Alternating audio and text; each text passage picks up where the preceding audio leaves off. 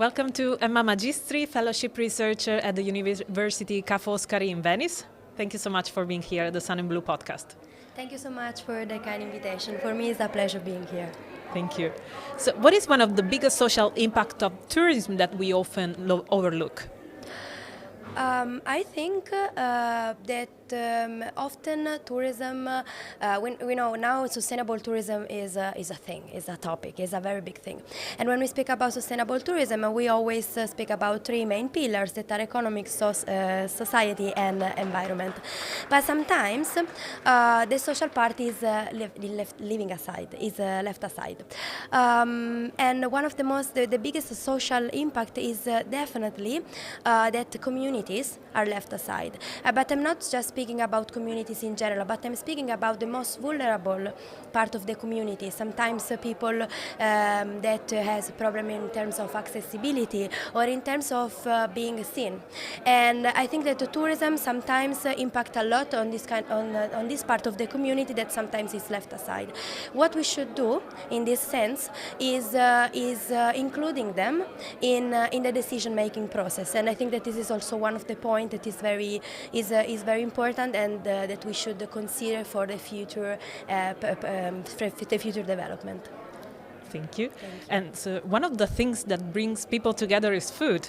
What role does local food play in creating responsible tourism experiences?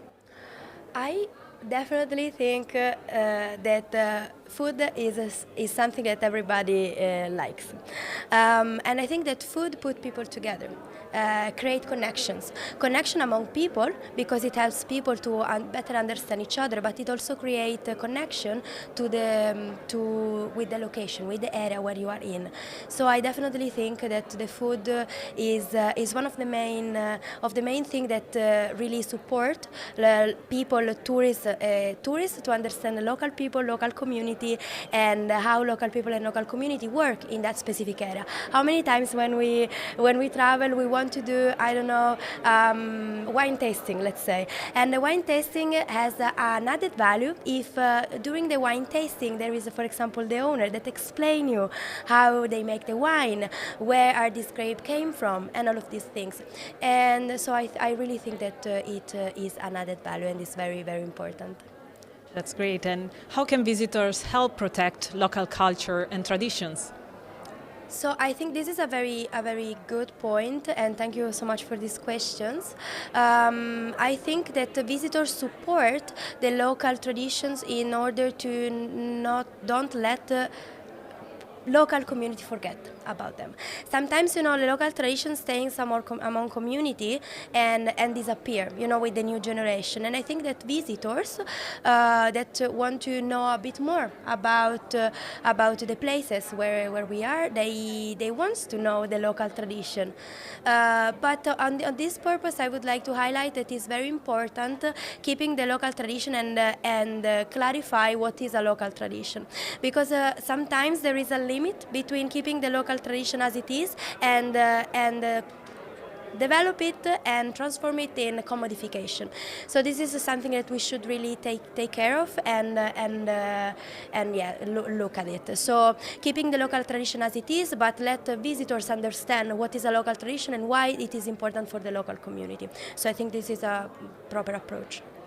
So you are involved in projects that are researching sustainable tourism, and how can tourism projects better include local residents in decision making?